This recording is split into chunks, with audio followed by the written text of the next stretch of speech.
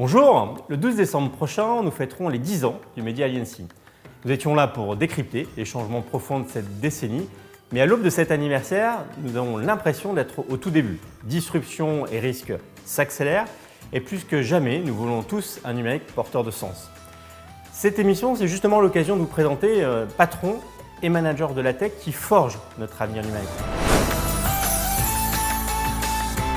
Mon invité a évolué chez Infosys en Inde, Thales, Alstom, Uber à Londres. Il crée sa première boîte en 2014, qu'il a revendue depuis, Business Angel, et maintenant cofondateur de Packet AI, qui lui a permis d'être lauréat d'ailleurs de l'IM Testateur en 2009, où on s'est rencontrés. Hardik Thakar, bienvenue, merci d'être avec nous. Merci Sylvain, merci à Aliancy aussi. Alors Hardik, je vais t'embarquer pour une série de questions pour voir si pour toi ce numérique est vraiment forever. On va essayer de te découvrir. Déjà, quelques mots sur Packet AI, s'il te plaît. Oui, donc Packet AI, c'est une société que j'ai cofondée avec un ami en 2019. On développe une IA qui permet de faire de la maintenance prédictive IT. Donc c'est une solution de monitoring basée sur de l'IA. Alors, 2019, c'était création de la boîte. Aujourd'hui, je crois savoir que les premiers gros clients arrivent. Vous êtes une dizaine de personnes. Oui, donc l'équipe 10 personnes, on a levé 2 millions d'euros en 2019. Là, en effet, il y a quelques entreprises qui utilisent déjà la solution et on a un pipe qui est assez fort. Donc, nous, on est content de notre progrès. Il y a plein de choses à faire. Et nous, de suivre ça de près. Alors, pour démarrer cette série de questions, la première chose, c'est quoi le déclic? C'est quoi tes premiers pas? À quel moment ces premiers pas dans le numérique? Moi, j'étais dans une école d'ingénieur, donc quelque part, j'ai commencé par le digital. J'ai travaillé 1 an en informatique autant que développeur. Ensuite ESSEC, ensuite produit stratégie chez Thales et stratégie chez Alstom. Donc c'était, je pense, l'année 2013 ou 2014. On travaillait sur le dossier quand GE a racheté la partie Power d'Alstom. Moi, je faisais partie de l'équipe transport. Donc on regardait des boîtes à acheter, y compris GE, la partie transport. On faisait la valorisation. Donc c'est multiples qui t'ont donné envie de créer ta boîte dans le numérique. Donc, quand on travaillait avec des banquiers, même en interne, la valo d'Alstom, rien n'est secret, je pense, mais c'était à 1,5 de chiffre d'affaires qu'on faisait. Je pense que c'était à l'époque 6-7 milliards, la valo. En même temps, il y a Facebook qui rachète WhatsApp, une équipe de 40 personnes, quelques dizaines de milliards, 18 milliards, je ne sais plus maintenant. Mais ça m'a fait un déclic qu'il y a vraiment un fort potentiel. Déjà, il y avait plein de questions. Pourquoi cette valo? C'est quoi derrière ça? Pourquoi quelqu'un achète une boîte qui ne fait pas de chiffre d'affaires avec 40 personnes, autant d'argent? C'est quoi derrière?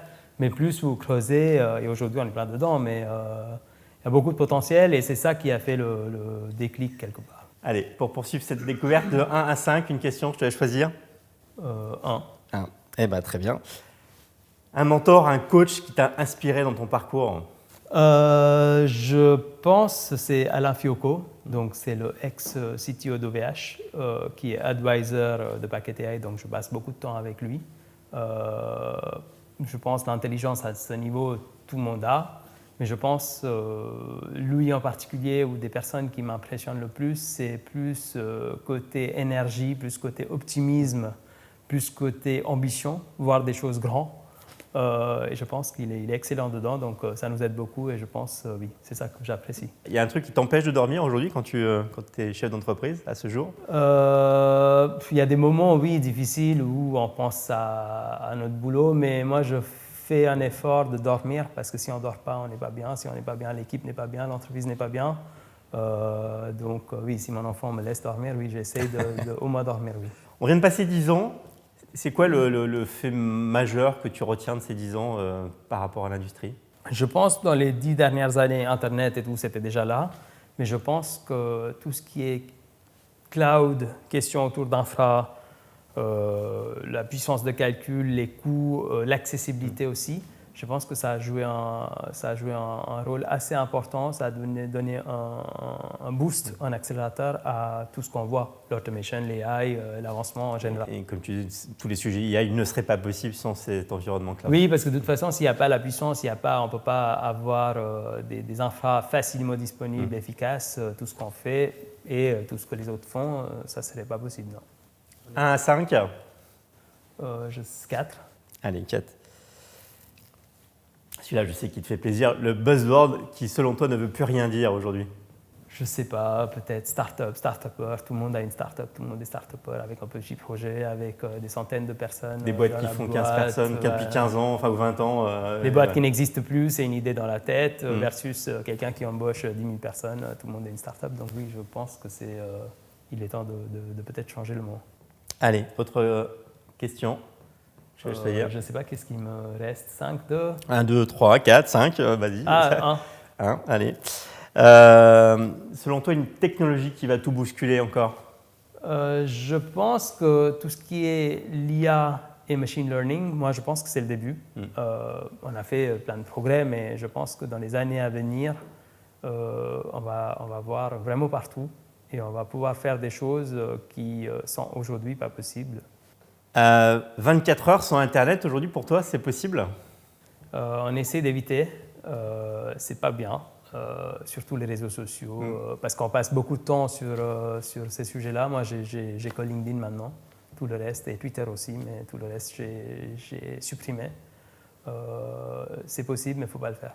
Et alors ça, j'avais une question liée au futur du travail aussi, mais ça va être lié, toi aujourd'hui, tu es plutôt présentiel ou distanciel?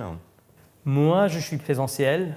Et j'aime bien parce que c'est une petite équipe qu'on a, 10 personnes, donc si quelqu'un a une question, etc. Donc moi, j'y vais tous les jours. Mais je suis pour un environnement hybride, surtout si on habite trop loin du travail.